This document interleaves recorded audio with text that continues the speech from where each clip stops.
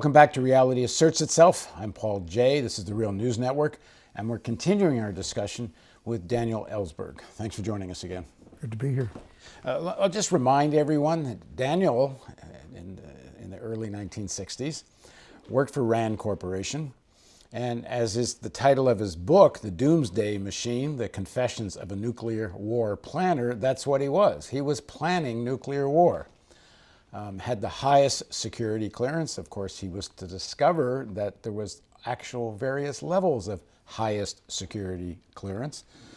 Some, in some sense, almost didn't even include the president, but we'll get into that story. But one of the most critical things most people thought that was a sort of safeguard on the unleashing of nuclear war was only the president could do it. Only the president could actually push the button, and there was all this theater of a case being carried around wherever the president was with all the secret codes that could launch. And perhaps even the president thought so. But here's a scene from a movie, Dr. Strangelove, where there's a scene that is a little more real than perhaps people watching the film thought. Mr. President, about 35 minutes ago, General Jack Ripper, the commanding general of Burleson Air Force Base, issued an order to the 34 B-52s of his wing, which were airborne at the time, as part of a special exercise we were holding called Operation Dropkick.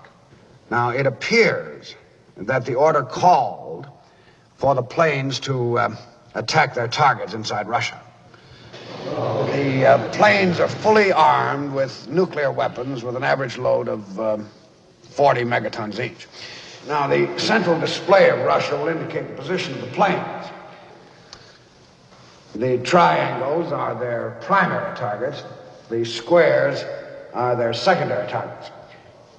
The aircraft will begin penetrating Russian radar cover within 25 minutes. General Turgidson, I find this very difficult to understand. I was under the impression that I was the only one in authority to order the use of nuclear weapons. That's right, sir. You are the only person authorized to do so. And although I hate to judge before all the facts are in, it's beginning to look like General Ripper exceeded his authority. When Daniel Ellsberg and his colleague walked out of the theater after watching Dr. Strangelove, they turned to each other and said, "That's a documentary film. That's not a piece of fiction." Thanks for joining us, Daniel. And why was that a documentary film? Everyone understood only the president could push the button. Well, there are a number of things about the film, actually, that were quite esoteric from the point of view of the public. As you say, it had been understood, and to this day it's pretty much understood, that only the president could do that. People are very concerned now that the president who can do that is Donald J. Trump.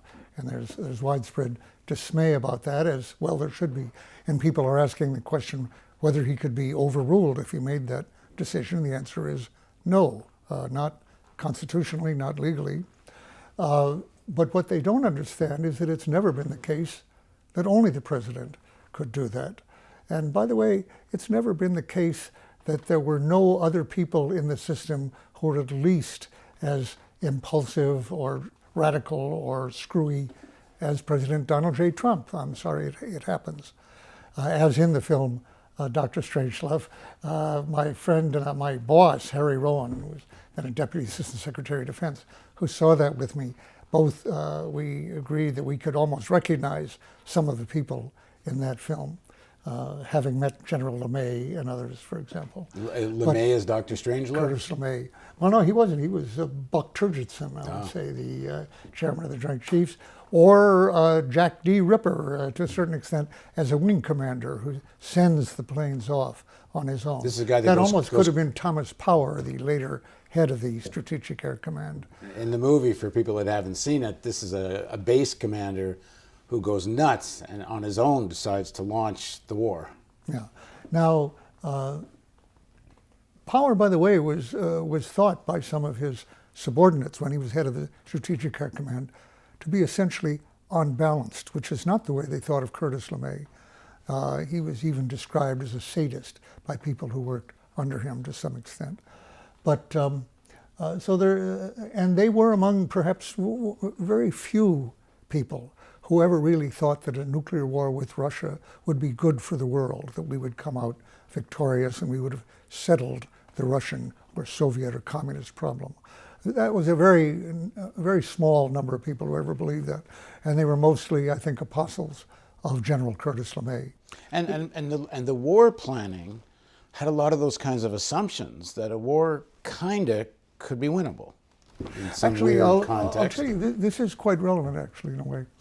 The first point, you were asking me about the question, who else could push the button? Yeah, and how did you find this out, that it wasn't just the answer was that I was told in the Pacific. I was part of a task force, a research group, looking into command and control of nuclear forces in the Pacific under the Commander-in-Chief Pacific CINCPAC, Admiral Harry D. Felt. And he was particular interested to assure that an execute order, a launch order, would get out despite perhaps atmospheric problems and despite perhaps enemy efforts to disrupt that. But I also looked into especially the problem of, could the order go out without the president having determined that, or perhaps even without Admiral Felt having determined it? And what I found was absolutely.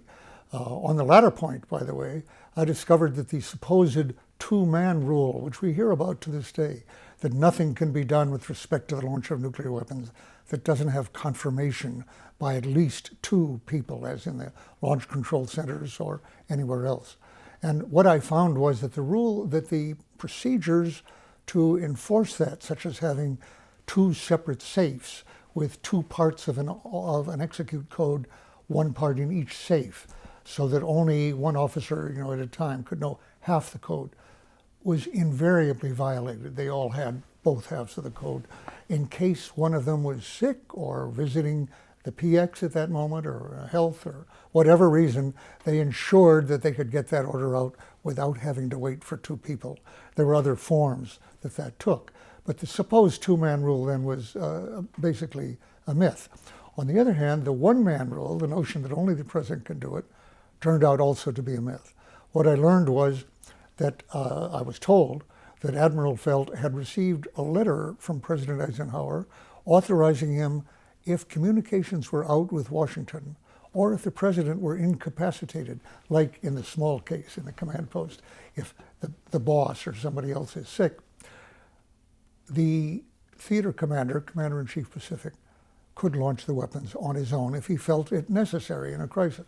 He was about to be attacked, or the war was starting, or whatever. So there were many fingers on the button, essentially, that could do this, and no locks at that time. And that came much later. The image the public has had, I think, up to this point, is that the president's so-called football, the briefcase that contains allegedly codes and options, they think of those codes as like the lock on a combination lock without which the weapon can't be fired. That's not true. The codes we talk of, the president codes in that briefcase, are authentication codes assuring that the person receiving it knows this is the president or the boss and whoever, and enables him to give the order, to be one of those who can give the order. It's in no way necessary for that order to have that code, for the order to go out at a lower level. And that's always been true. Now, there's a reason that turned out to be true, what I was told. And in fact, I informed McGeorge Bundy, the President Kennedy's national security assistant, of that situation in late January 1961. He didn't know of it, and he alerted the president to this. I investigated it for him to pin that down. Kennedy renewed the order, rather than, as I was told, reverse the order of the great general by Lieutenant Kennedy, which is his rank in World War II. But when Kennedy becomes president, he's not briefed that this is the case? Well, he was briefed by McGeorge Bundy after I briefed McGeorge Bundy. But Bundy had not known this, no, and might not have for some period had I not brought it to their attention. It was very closely held inside the Defense Department. Many people did not know it, but in the high chain of command, of course, they did know that this was possible. It was true not only for CINCPAC, but for the other commanders who had control of nuclear weapons. And they in turn had delegated. So it was, the button has always been quite widely distributed. And it's almost surely true in most of the other nuclear weapon states, if not all of them. Otherwise, a single warhead on the capital or on the main command post, or in a few command posts, a few weapons, could paralyze retaliation.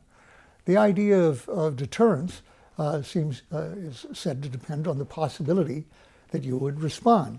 But the notion that you could paralyze the opponent's force by hitting his command or communications at the top would pretty much nullify deterrence. It's called decapitation. And our own plans depended on doing that to Moscow, and always have. So have the French and the British for the very first. They don't have even the pretense of disarming Russia. Their main focus has always been Moscow and a decapitation attack and so forth. Now, Moscow's response to that ultimately was the same as ours. They developed, as I tell in the book, discovered by Bruce Blair and others during the period of glasnost in the Soviet Union under Gorbachev, that they had arranged that if Moscow were destroyed, a rocket would go up, allowing a launch order to go either directly from other distributed command posts in mountains, caves elsewhere in the Soviet Union, or even directly to the missiles. There was a plan for that, though it wasn't instituted. But during a crisis, definitely, if we hit Moscow, it would not paralyze them any more than it would have with us. That seems logical enough if you're depending on assuring an attack in the event of an attack. But of course, it allows for the possibility of accidental, unauthorized war at any time. In his book, The Doomsday Machine, Daniel Ellsberg says the decapitation strategy still presents a great danger. He writes, 10 days after President Trump's inauguration in 2017, Pravda quoted his statements that, quote, the United States should strengthen and expand the nation's nuclear capacity, end quote, and, quote, let it be an arms race, end quote. Pravda then reported that, quote, not so long ago, the Russian Federation conducted exercises to repel a nuclear attack on Moscow and strike a retaliatory thermonuclear attack on the enemy. In the course of the operations, Russia tested the perimeter system, known as the Doomsday weapon or the dead hand. The system assesses the situation in the country and gives a command to strike a retaliatory blow on the enemy automatically. Thus, the enemy will not be able to attack Russia and stay alive, end quote. Ellsberg writes, what has not changed is American preoccupation with threatening Russian command and control. The National Defense Authorization Act for the fiscal year 2017, passed with bipartisan support and signed by President Obama on December 23, 2016, included a provision which mandated a report by the Office of the Director of National Intelligence and the Strategic Command on, quote, Russian and Chinese political and military leadership's survivability, command and control, and continuity of governmental programs and activities, end quote. This provision of the law called for the U.S. Strategic Command to, quote, submit to the appropriate congressional committees the views of the commander on the report, including a detailed description of how the command, control, and communication systems for the leadership of Russia and China, respectively, are factored into the nuclear war plan. Ellsberg writes, the Pravda news stories quoted above, both appearing in the second week of the Trump administration, were explicitly responding to these provisions of this law signed a few weeks earlier in their explanation of the continuing need for perimeter. Such plans and capabilities for decapitation encourage, almost compel, not only the perimeter system, but Russian launch on, in brackets, possibly false, warning, either by high command in expectation of being hit themselves imminently and in hopes of decapitating the enemy commanders before they have launched all their weapons, or by subordinates who are out of communication with high command and have been delegated launch authority. As General Holloway expressed it in 1980, he had confidence that with such a decapitating strategy, a U.S. first strike would come out much better for the United States than a second strike, to the point of surviving and even prevailing. He was right about the hopelessness of the alternative forms of preemption, but in reality, the hope of successfully avoiding mutual annihilation by a decapitating attack has always been as ill-founded as any other. The realistic conclusion would be that a nuclear exchange between the United States and the Soviets was, and is, virtually certain to be an unmitigated catastrophe, not only for the two parties, but for the world. But being unwilling to change the whole framework of our foreign and defense policy by abandoning reliance on the threat of nuclear first use or escalation, policymakers, probably on both sides, have chosen to act as if they believed, and perhaps actually do believe, that such a threat is not what it is, a readiness to trigger global omnicide. And for those of us who don't know the definition of omnicide, it's the total extinction of the human species as a result of human action.